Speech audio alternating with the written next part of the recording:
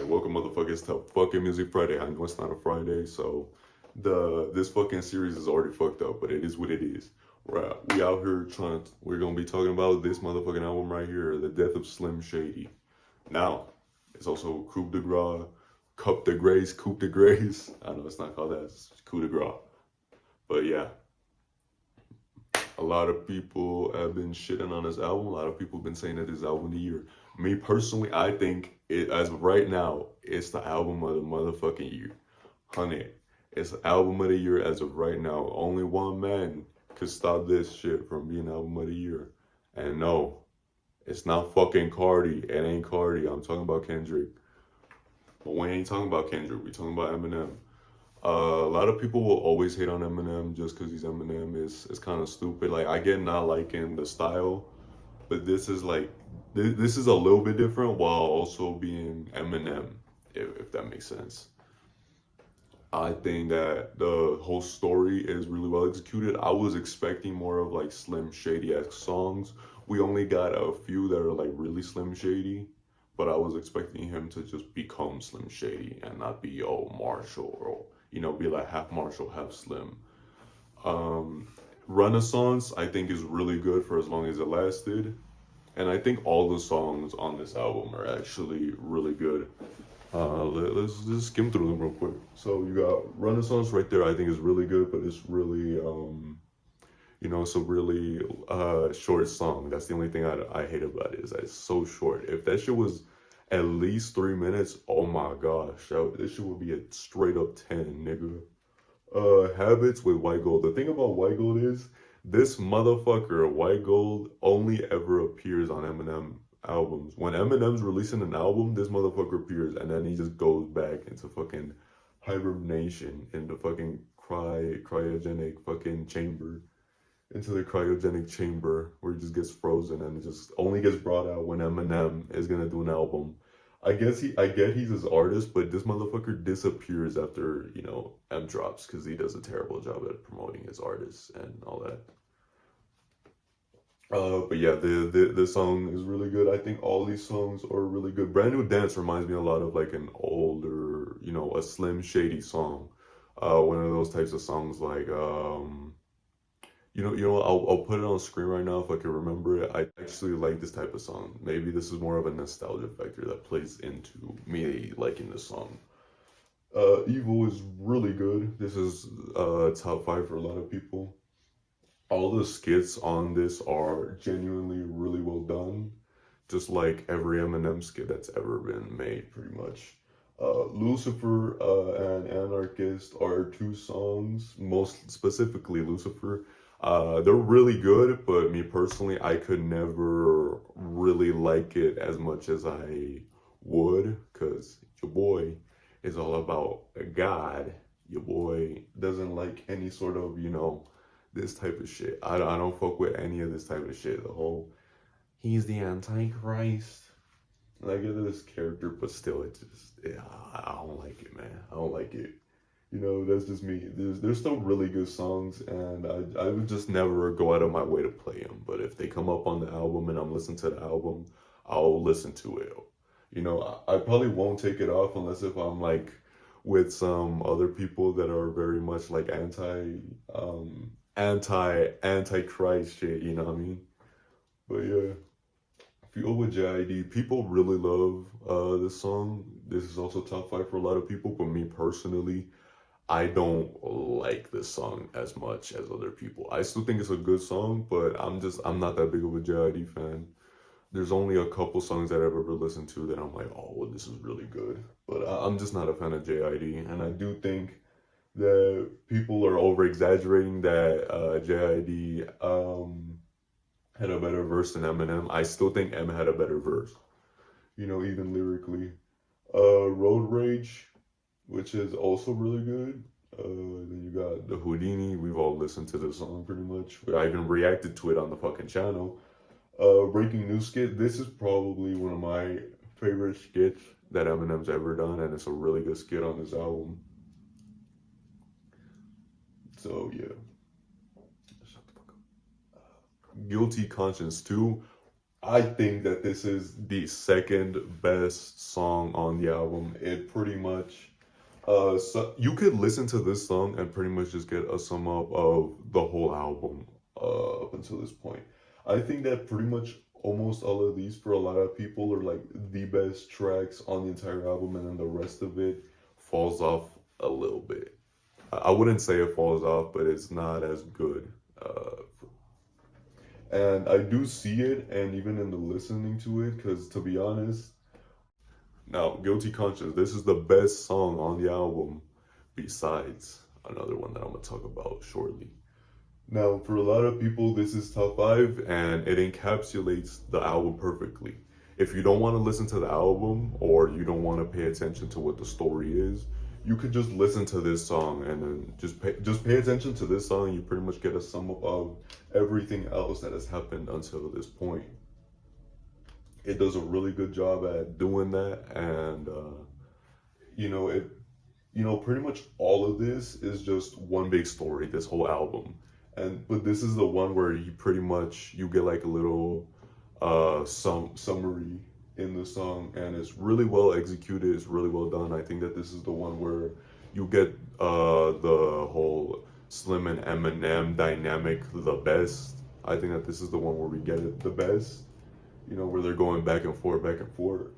Head Honcho, I'll be honest, this to me is the worst song on the album. It's not bad, it's just decent. It's pretty I'll give this probably like a fucking like a seven, like a seven, 7.5. I'll be honest, it's mostly because of Easy Mill. I wasn't feeling it, I ain't gonna lie. Eminem, Eminem was pretty decent on this song. I'd say that he had better performances on most of the album up until this point, and even after the album, he had better performances. Still not bad. It's just the worst. You know, on a good album, it's just the worst. You know, and it's even on the first listen, I was like, yeah, this ain't it. And for a lot of people, this is like one of the worst songs on the album as well. So that's how you know that my opinions are correct, even though they're just opinions. But it means that I'm right. But it means that I'm fucking right. Then we got Temporary. Now this, even on first listen, I knew that this was the best song on the album. All right, a lot of people maybe won't like that or that I'm saying this, but this is the banger of the motherfucking album. This is a second. This is fucking Skylar Grey, bruh. She can sing, motherfucker. And every time that we've gotten Eminem with some female artists who can sing in the past, it's been really good. And this is no fucking different. This also is, you know, a message to Haley, which is also really well done. This is genuinely, you know, even from an artistic perspective, not even just as a rap song, as a song in general, this is a 10 out of 10. This is very Slim Shady-esque, you know, but the Slim Shady that was more like this, you know, more emotional, more, you know, on this type of energy, I guess you could say. But yeah, this is the banger of the album. This is the best song on the album. The vocals from Skylar Grey are fucking amazing, and it's pretty much just like a, how would I say it? And this song is pretty much just stand two in a way, you know. It's pretty much just like in a way it's kind of like a stand two, like a sequel to Stand, without there's no Stand in this, but it's still, you know what I mean. Bad One, pretty much the same as the earlier track with White Gold. You know, White Gold's always, like I said, he only appears when Eminem is on an album. When an Eminem album drops, that's the only time this motherfucker ever comes out. Toby's pretty decent, but to be honest, it's one of the worst songs on the album. It's not top five. Might not even be top 10 to be honest. I'm sorry. Me personally, I didn't really like Toby that much. It's just kind of it's a good song. Don't get me wrong, but it's not great. it ain't really that great. So I'm glad that he kind of released it, even with a music video, because this is one of the only ones where he has other rappers on, you know, on a song, or other hip hop artists. Then you got the Guess Who's Back skit, which is, you know, like I said, all the skits on this are really good. And the Somebody Save Me, which is not how I expected him to end off the album. It's really not at all what I expected to be the send off of the album. If I had to rate this album at just face value, strictly just listening to the music, you know, I would say that this album is definitely a strong 8. I would give it around an 8.5 to an 8.8. It's really good, really fucking solid. I think that there's songs for pretty much anyone, except for people who strictly like the gangster rush type shit. You know, if you're only into like listening to like, you know, gangsta type rap, you know, some hard motherfucking rap, then this album isn't for you at all. But I think that this has a lot of shit for Eminem fans, hip hop fans, and, you know, average rap fans, you know, and pretty much most rap fans, to be honest. But the one that I recommend the most for pretty much anyone, and even for people who aren't rap fans, is Temporary.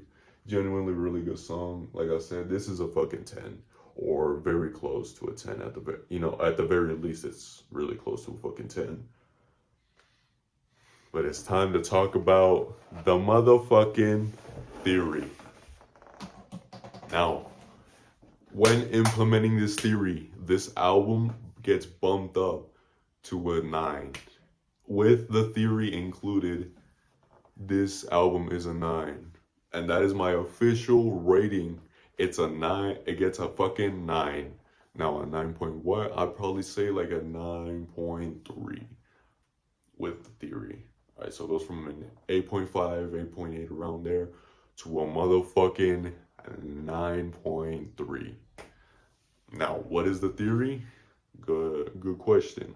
For those of you who haven't heard the motherfucking theory, basically, I'm gonna read it off. It came up on Twitter around a day ago and it fucking blew up. I always thought that it was weird that, you know, Eminem or Slim Shady, whoever's the one speaking to us, had put, you know, right when it released, like, oh, listen to the songs in order. And I always thought that that was weird. I thought that it was because, you know, maybe it was just a little bit funny because, like, if you only have the shuffle feature, you're fucked. Like, go listen to it on fucking YouTube or some other shit. And that's what I always thought it was. But I think that is officially, you know, a little hint that, like, if you play the album backwards, it is Slim that kills Marshall. And this fan theory suggests that Eminem's album TDOSS,